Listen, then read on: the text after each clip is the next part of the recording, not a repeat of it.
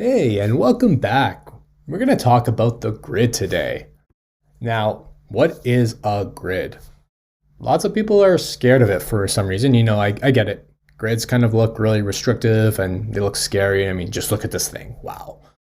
Even though they look like prison bars, they aren't as restrictive as you may think. The grid is a structure comprising of a series of lines that divide the page into columns. We have vertical and horizontal. And this structure helps designers arrange content on a page, like you can see here. Everything is sitting on a grid. This is something we never include in our final designs. You'll never see somebody print a poster like this and have a grid showing, or you'll never see a website with a grid showing unless somebody purposefully did that, but usually that's incredibly rare. Maybe as a stylistic approach, but I don't really recommend it. Now, it serves as a skeleton for your layout, and originally the grid came from print design, but if we ever think about where there are grids, I mean, they're basically applied in a lot of places. Let's take a look. We got bookcases. We even have subdivisions. I mean, they are everywhere. I want to show you more about grids, but I want to teach you a little bit about history because I think understanding the past will really help you understand the basics. Now, grids have always been linked to typography. Over here, they were first used to arrange handwriting on paper, and then later on were transformed into the manuscript layout.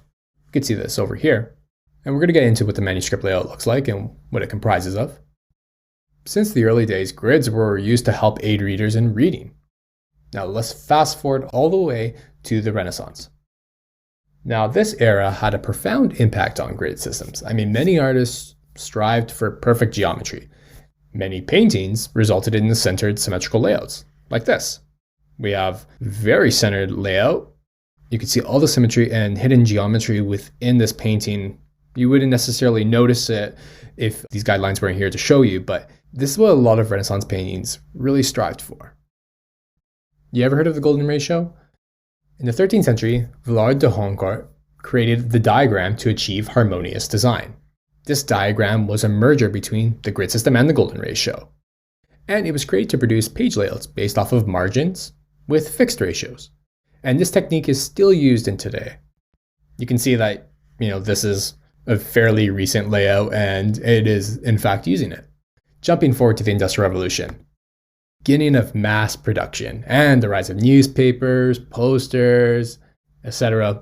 With so much content on one page, like look at this, it's hard to read as is, even with a nice little grid layout. But with so much content on one page, designers needed to develop a way to communicate their message while allowing for natural reading behavior. They've achieved that here. There are newspapers that were much worse than this. Now, last stop. The grid we know and use today is very much tied to Swiss design. It doesn't look like much, but many systems were born from this. I want you to picture this. World War I, and Switzerland was neutral, of course. It all kind of became a common meeting ground for creatives. And because publications had to set 3 separate languages, which were German, Italian, and French, because there were there was such an influx of people, designers needed to come up with a solution. Typographers like Jan Tischhold and Herbert Bayer, they stepped up to address that. And for the first time, white space was used as an element in layout design.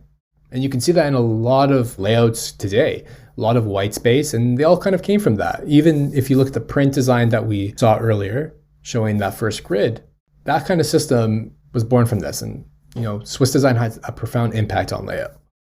Now we're going to jump into some more basics.